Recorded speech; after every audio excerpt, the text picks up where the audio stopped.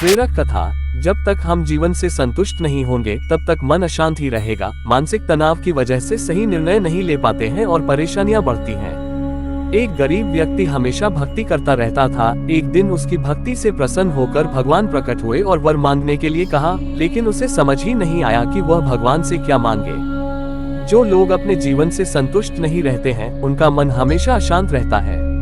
ऐसी स्थिति में मानसिक तनाव बढ़ता है और व्यक्ति सही निर्णय नहीं ले पाता है।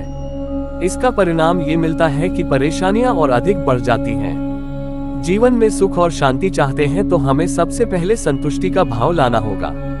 इस संबंध में एक लोक कथा भी प्रचलित है। कथा का सार यह है कि हमें हर परिस्थिति में संतुष्ट और प्रसन्न रहना चाहिए।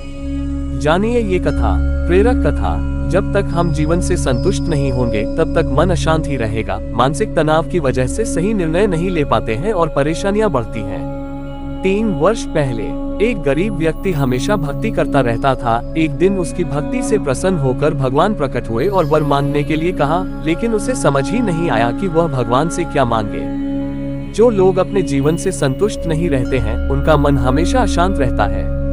ऐसी स्थिति में मानसिक तनाव बढ़ता है और व्यक्ति सही निर्णय नहीं ले पाता है।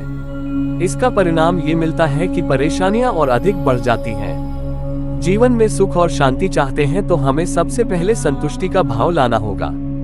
इस संबंध में एक लोक कथा भी प्रचलित है। कथा का सार यह है कि हमें हर परिस्थिति में संतुष्ट और प्रसन्न रहना चाहिए। जानिए ये कथा। Powered by video AI lion mute full screen. कथा के अनुसार किसी गांव में एक गरीब व्यक्ति दिन भर भगवान की भक्ति करते रहता था, लेकिन वह अपने जीवन से संतुष्ट नहीं था।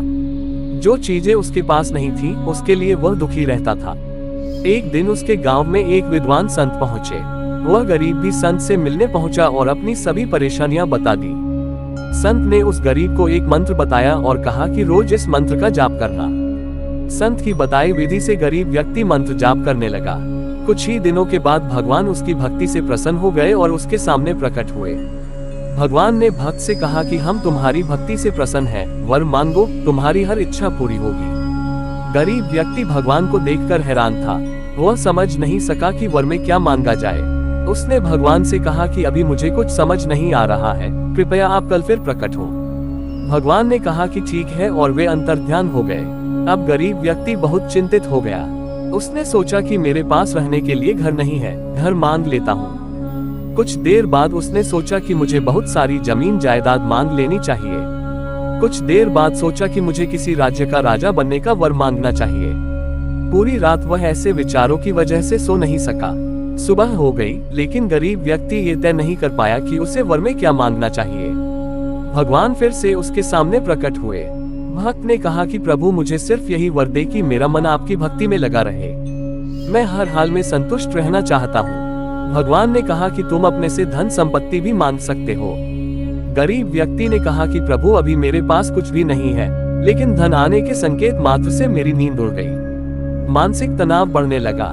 मुझे ऐसा धन नहीं चाहिए जिससे मेरी सुख शांति खत्म हो जाए। भगवान प्रसन्न हुए और उन्होंने कहा, तुम जैसा चाहते हो वैसा ही होगा। इस कथा की सीख यह है कि जो लोग सुख शांति चाहते हैं, उन्हें हमेशा संतुष्ट रहना चाहिए। अगर असंतुष्टि रहेगी तो अशांति बनी रहेगी और हम कभी भी सुखी नहीं हो सकते हैं।